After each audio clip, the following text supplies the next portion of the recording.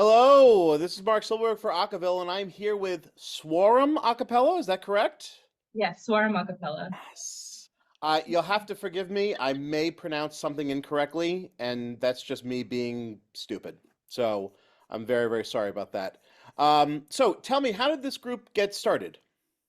So this group started in 2007 on campus, and it was just a group of South Asian students. We had already an acapella team that was a Western acapella team, but a group of South Asian students in 2007 got together and decided to form a team specifically for South Asian fusion music, very much modeled off of other teams that had already existed at other universities. And from there, we've just grown it through the circuit. That's great. I saw that you placed second in Gina. Is Yes, that right? yes, Did I pronounce that right? yes, Gina. Okay, good. How was that? Was that as good as you expected, or how was the experience? The experience was great. Honestly, competing at Gina was lovely. We, as performers, and I'm sure this is something that a lot of performers can relate to, we always feel that there are things that we can improve on and things that we can get better with. But we were really happy with the performance that we had at Gina. We were really proud of the Can, placing.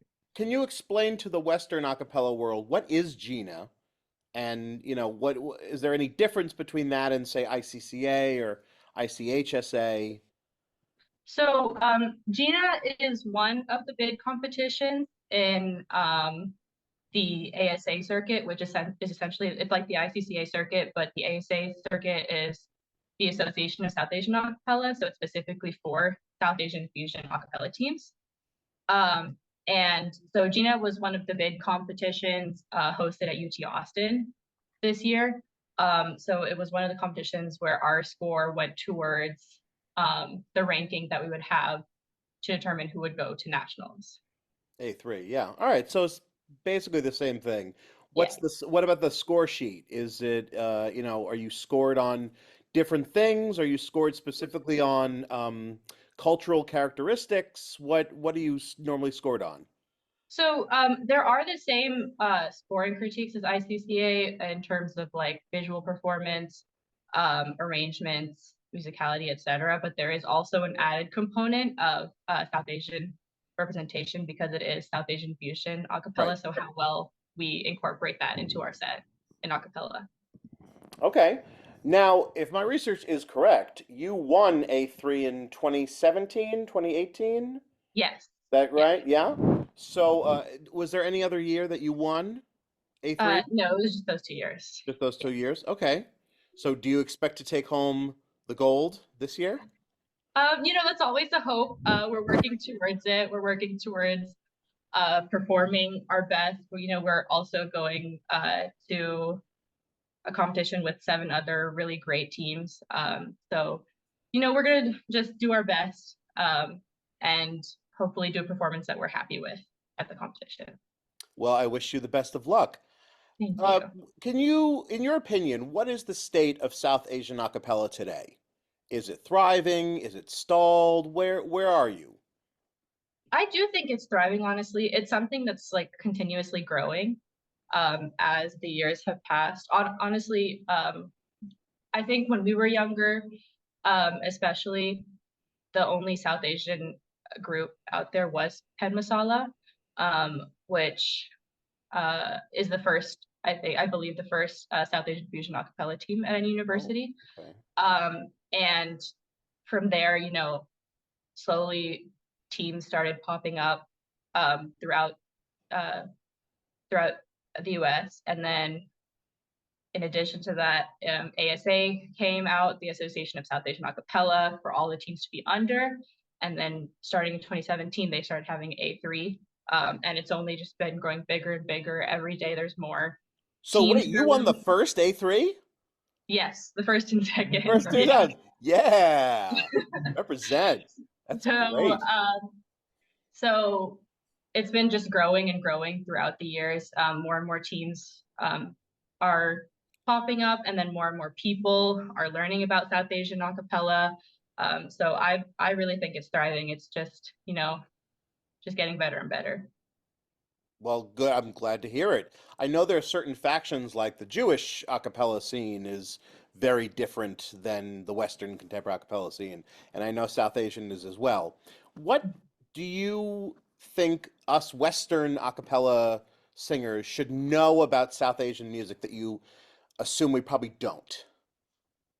Um, And anyone could chime in. Don't, hi everyone. that's a difficult question. I think there are so many aspects to South Asian music that just make it so um, unique. And a lot of Western music lovers who have branched out into other music have learned about, because South Asian music has certain things that Western music doesn't have in terms of the rhythm, in terms of the way that the scales are structured, in terms Hmm. of microtones.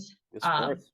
there are a lot of those aspects that are different from Western music, but ultimately, I think like what should be known is while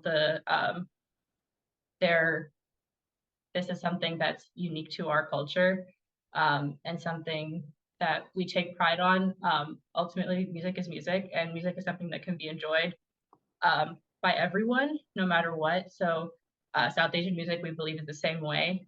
Um, no matter whether you are South Asian or not, it's something that everyone can enjoy together. I love that answer. That's great.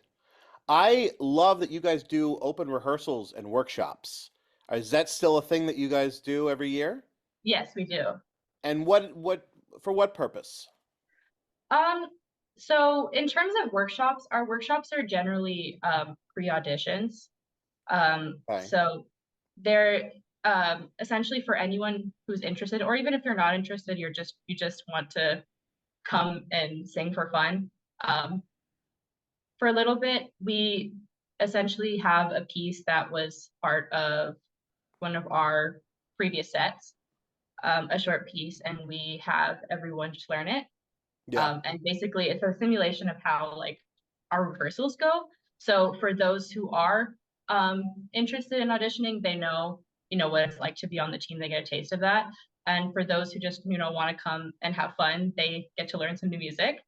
And then open rehearsals is very similar. It's good for other people because people who just enjoy music. It's nice for them to see what we can do.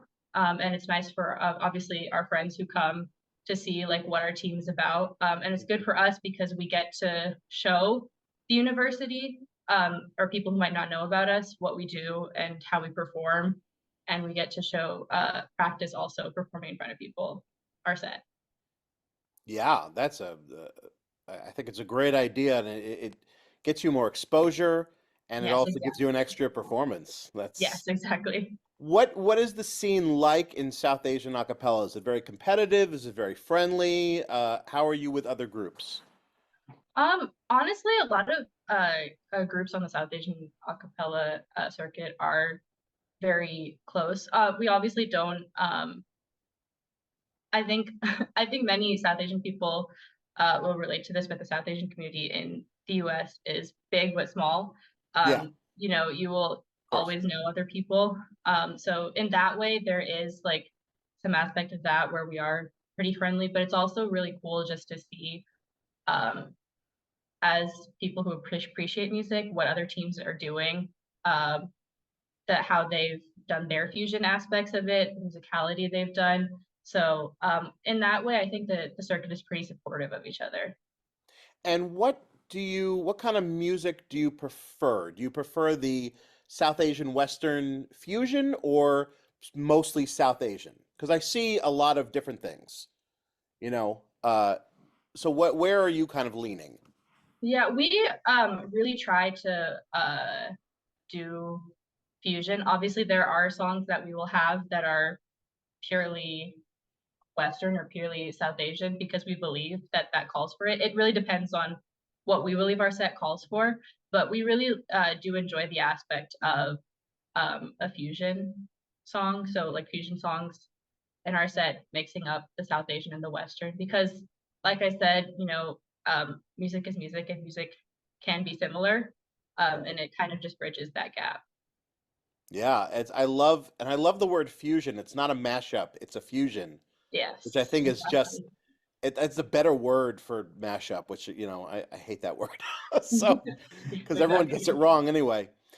Cool. Anything else anybody wants to sort of chime in with, or should we just jump into a game? Yeah, anything you want to say? Okay, we're good with the Yeah, game, I no, think. well, all right, that's great. We're gonna play categories. Here's how it works. I'm going to say a category of songs, and Swaram is going to have 45 seconds to work together and shout out as many titles that belong in the category as possible. Okay, so don't raise your hand, just shout them out. Right now, the record is 20. Oh, Okay, okay. so there's a big group. I expect good things. All right.